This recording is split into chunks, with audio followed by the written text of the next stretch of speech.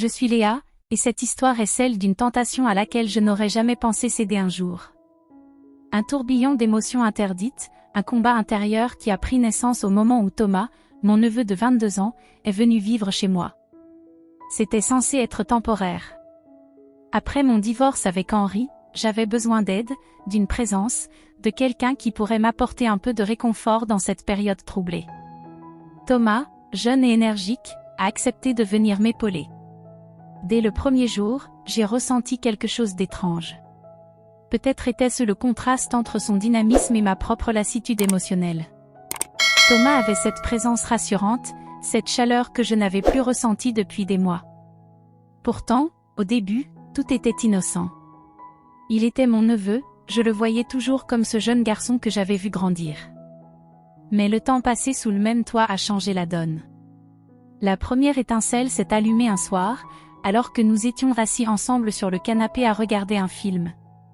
Ce moment anodin a pris une tournure inattendue lorsque nos genoux se sont touchés, par accident, du moins c'est ce que je croyais.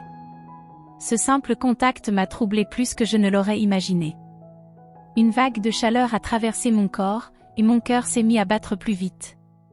Je me suis tournée vers lui, cherchant à croiser son regard, mais il fixait l'écran avec une concentration feinte. Il devait avoir ressenti la même chose que moi, mais il ne montrait rien.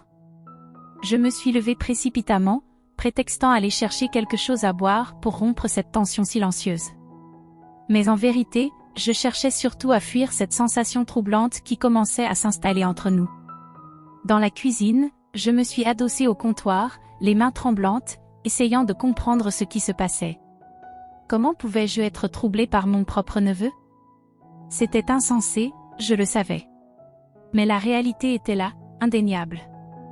Les jours suivants, cette tension ne faisait que croître. Chaque fois que nos regards se croisaient, il y avait une lueur dans ses yeux que je n'avais jamais vue auparavant. Ce n'était plus le regard d'un neveu envers sa tante. Il y avait autre chose, une intensité nouvelle qui me troublait profondément. Je tentais de l'ignorer, de me convaincre que ce n'était rien, que tout cela n'était que le fruit de mon imagination. Mais à chaque fois qu'il s'approchait de moi, que son bras frôlait le mien par inadvertance, que son sourire se faisait un peu trop tendre, mon corps tout entier réagissait de manière incontrôlable. Un matin, alors que je descendais dans la cuisine, je l'ai trouvé là, en train de préparer son petit déjeuner. Il était torse nu, et la vue de son corps musclé m'a coupé le souffle. J'ai senti mon regard glisser sur chaque détail de sa peau, la courbe de ses épaules, ses abdominaux parfaitement dessinés. J'étais paralysée par une envie que je ne pouvais pas réprimer.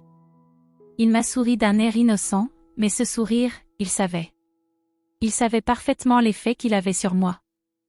Je me suis ressaisie, prenant une profonde inspiration avant de m'avancer vers lui. Je l'ai salué comme si de rien n'était, mais mon cœur battait la chamade.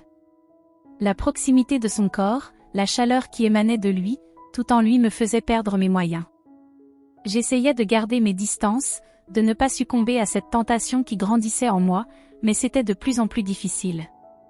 Chaque jour, la séduction devenait plus palpable, plus irrésistible. Un soir, après une longue journée de travail, je suis rentrée à la maison, épuisée. Thomas était là, assis dans le salon, l'air pensif. J'ai senti quelque chose de différent dans l'atmosphère, une tension plus forte que d'habitude. Il s'est levé à mon arrivée, s'est approché de moi, et sans que je ne puisse réagir, il a posé sa main sur mon épaule. Ce simple geste m'a fait frissonner. Je savais que je devais m'éloigner, que je ne devais pas le laisser franchir cette ligne, mais mes jambes refusaient de bouger. Son regard était intense, brûlant. Ses doigts ont glissé de mon épaule jusqu'à ma joue, traçant une ligne de feu sur ma peau. Mon cœur battait si fort que j'avais l'impression qu'il allait sortir de ma poitrine. J'étais prise au piège, incapable de résister à cette attirance irrésistible.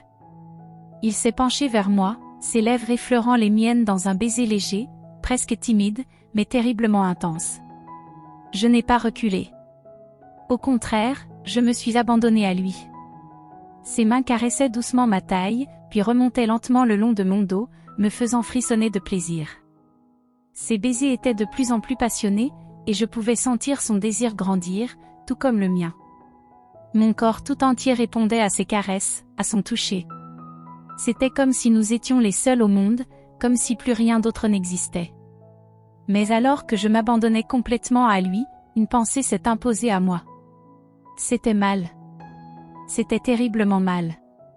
J'ai rompu notre étreinte, le souffle court, les joues brûlantes. Il m'a regardé, déconcerté, mais je pouvais voir dans ses yeux qu'il comprenait. Nous ne pouvions pas continuer. Nous ne devions pas. Les jours suivants, j'ai essayé de me convaincre que ce qui s'était passé n'était qu'une erreur. J'ai tenté de reprendre le contrôle de la situation, de me distancer de lui. Mais c'était impossible.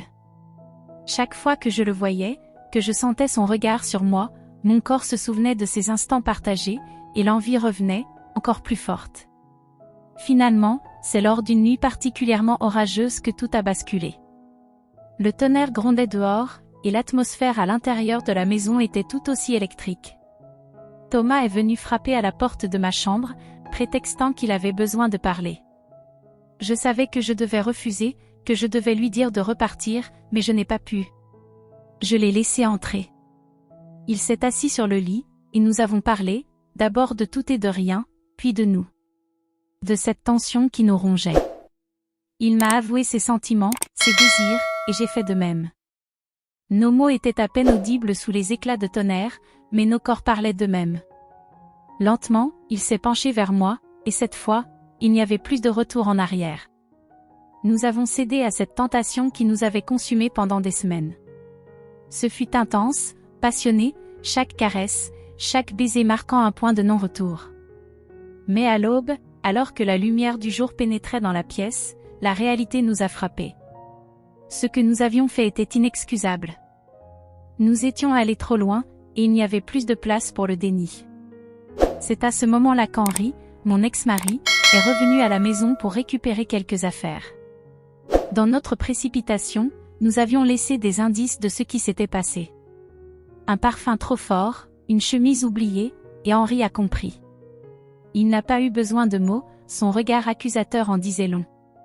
Ce fut la fin. La morale de cette histoire est claire, céder à la tentation, même pour une passion intense et irrésistible, peut avoir des conséquences irréparables. Ce que nous désirons à un instant donné peut sembler inoffensif ou juste, mais lorsqu'on s'engage dans une voie interdite, les répercussions peuvent détruire bien plus que ce que l'on pensait risquer. Léa et Lucas ont succombé à des émotions qu'ils ne pouvaient ignorer, mais leur relation était bâtie sur l'interdit et la trahison. Le désir, aussi fort soit-il, ne justifie pas le mensonge ou la destruction d'un foyer. L'amour et le respect doivent toujours guider nos choix, surtout dans des moments de vulnérabilité émotionnelle. Le conseil que je donnerais à ceux qui se retrouvent face à une tentation similaire est simple, prenez du recul avant d'agir. Souvent, dans le feu de l'émotion, il est facile de se laisser emporter, mais il est essentiel de se rappeler que chaque action a des conséquences. Parfois, il suffit de réfléchir quelques minutes pour réaliser l'ampleur des dommages que l'on pourrait causer à soi-même et à ceux que l'on aime. Le désir peut être aveuglant, mais la sagesse réside dans la maîtrise de soi. Il est toujours possible de choisir un autre chemin, un chemin qui ne mène ni à la douleur ni au regret. Le véritable amour se construit sur la confiance, le respect et la patience. Savoir dire non à la tentation est une preuve de maturité et de force. En fin de compte, la fidélité à soi-même et à ses engagements reste la plus belle des victoires.